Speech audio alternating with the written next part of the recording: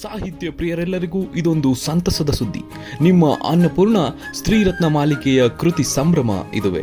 ಇದು ಬರಹಗಾರ್ತಿಯರ ಮಹಾ ಸಮ್ಮಿಲನ. ಕನ್ನಡ ಸಾಹಿತ್ಯ ಲೋಕದಲ್ಲೊಂದು ಪ್ರಕಾಶಕರಾದ BK ಸುರೇಶ್ ರವರ ಹೊಸ ಮೈಲುಗಲ್ಲು.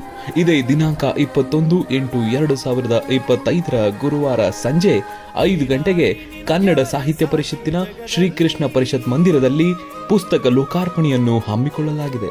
ಕಾರ್ಯಕ್ರಮದ ಉದ್ಘಾಟನೆ ಡಾಕ್ಟರ್ ವಿಜಯಲಕ್ಷ್ಮಿ ಬಾಳೆಕುಂದ್ರಿ. ಪುಸ್ತಕ ಲೋಕಾರ್ಪಣೆ ಪ್ರೊಫೆಸರ್ ಪುರುಷೋತ್ತಮ ಬಿಳಿಮಲೆ. ಕಾರ್ಯಕ್ರಮದ ಅಧ್ಯಕ್ಷತೆ ಡಾಕ್ಟರ್ ಕರಿಗೌಡ ಬೀಚನಹಳ್ಳಿ.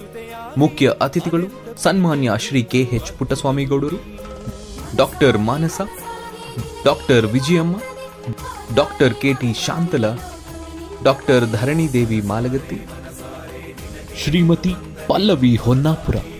ಕಾರ್ಯಕ್ರಮದ ಉಪಸ್ಥಿತಿ professor Samata B Deshamani, doctor GY Padma Nagaraju, Shriyuta ಕೆಂಪಣ್ಣನವರು.